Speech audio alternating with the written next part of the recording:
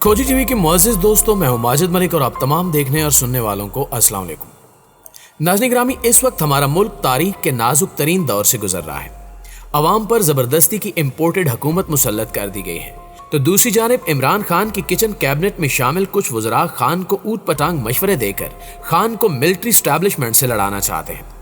पेशावर, कराची और फिर लाहौर जलसे ने इदारों को बहुत कुछ सोचने पर मजबूर कर दिया है, क्योंकि पेशावर से कराची तक जैसे अवामी समंदर ने इमरान खान का इस्तकबाल किया है, वो माजी में किसी लीडर के लिए नहीं देखा गया।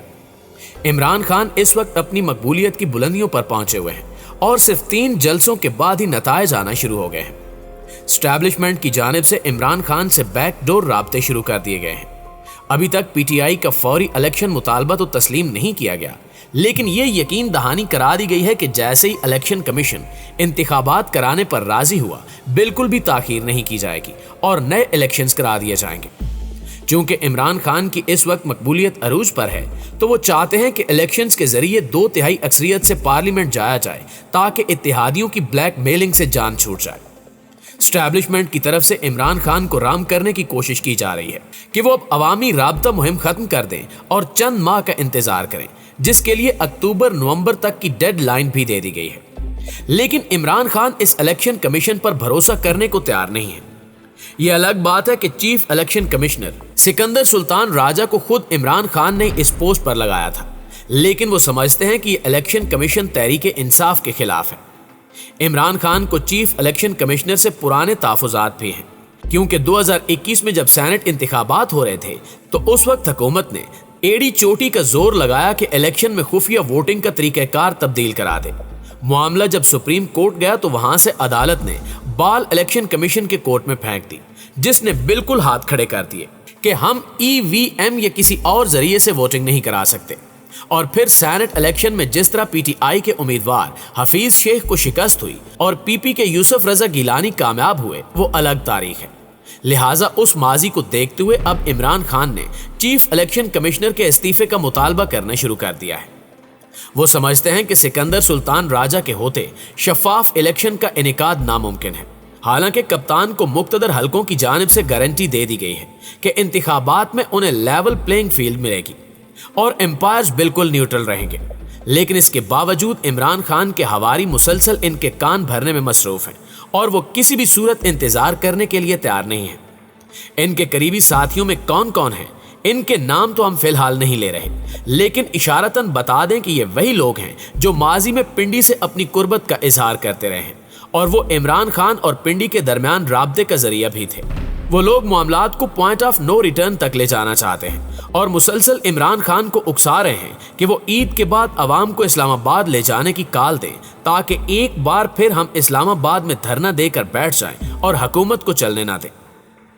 मुअज़्ज़िज़ दोस्तों, क्रिकेट मैच के दौरान जब बैट्समैन सेट हो जाने के बाद चौके छक्के लगा रहा हो और हदफ से थोड़ा दूर हो, तो वो एहतियात करता है और गैर जरूरी शॉट खेलने से गुरेज करता है, ताकि कहीं ऐसा न हो कि शॉट खेलने के चक्कर में ना सिर्फ विकेट भी जाए, बल्कि मैच भी हाथ से निकल जाए।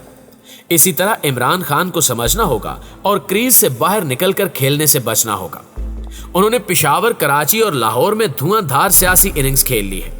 अब इन्हें चाहिए कि वो टुक टुक करें और इंतजार करें, क्योंकि अपने तर्जुमानों और मशीरों की बात मानी तो वो यकीनन खान को ऐसी बंद गली या अंधे कुएं में धकेल देंगे जहां से बाहर निकलना खान के लिए मुश्किल ही नहीं, बल्कि तकरीबन नामुमकिन हो जाएगा।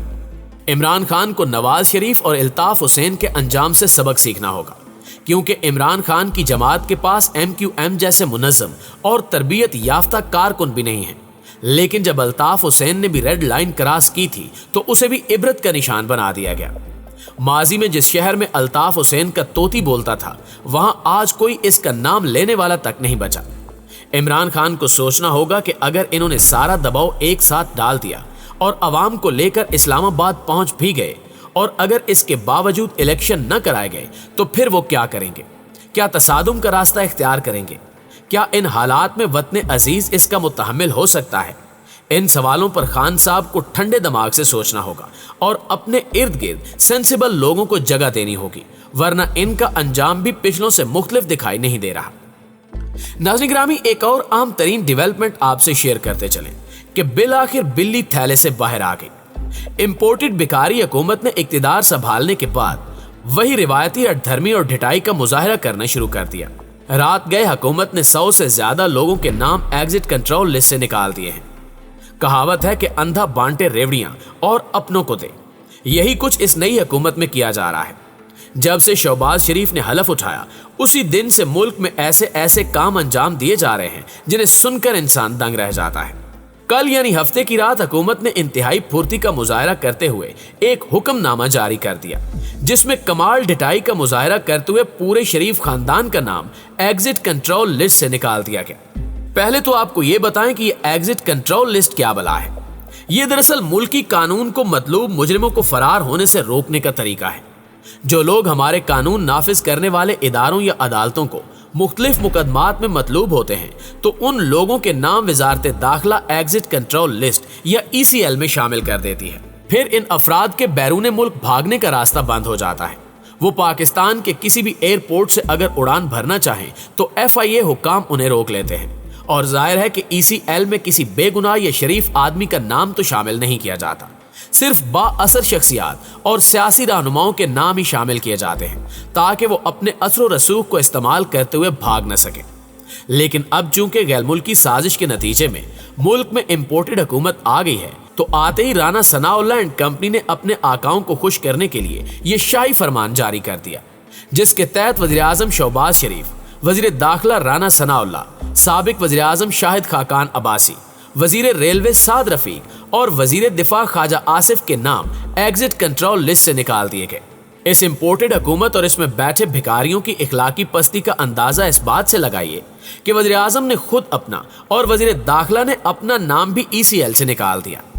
इस हुक्मनामे के जारी किए जाने के बाद मुल्क भर की तमाम जेलों के दरवाजे खोल दिए जाने चाहिए। तमाम चोरों, डाकुओं और लुटेरों को आज़ाद कर देना चाहिए, क्योंकि जब हमारा कानून इन बड़े मगरमच्छों पर हाथ नहीं डाल सकता तो फिर छोटी मोटी चोरियां करने वालों को पकड़ने का क्या फायदा। गुज़श्ता रोज हुकूमत ने इस इकदाम के जरिए ये पैगाम दिया है कि मुल्क में कोई आईन, कानून, ज़ाब्ता और इखलाकियात नहीं है। बात सिर्फ यहीं तक महदूद नहीं रही। इंपोर्टेड हुकूमत में चूंकि पीपल्स पार्टी भी शामिल है, इसलिए PP को भी नवाजा गया और जाली क़यादत के बैरून मुल्क जाने पर आयद पाबंदी भी हटा ली गई है। इस हुक्मनामे से साबिक सदर आसिफ जरदारी और इनकी बहन फरियाल तालपुर समेत कई आम नाम फायदा उठाएंगे। इन तमाम लोगों के नाम नैब और FIA की सिफारिश पर ECL में डाले गए थे, जबकि एक और चाल इन्होंने ये चली है कि कानून बना दिया कि अगर 120 दिन यानी 4 माह तक किसी भी शख्स पर जुर्म साबित न हो तो उसका नाम खुद ब खुद ECL से निकाल दिया जाएगा। अब आप खुद अंदाजा लगा लें कि हमारा मुल्क यूरोप और अमेरिका तो है नहीं जहां फौरी इंसाफ मिल जाए। यहाँ तो 4 माह तक केस का चलान ही अदालतों में पेश नहीं होता।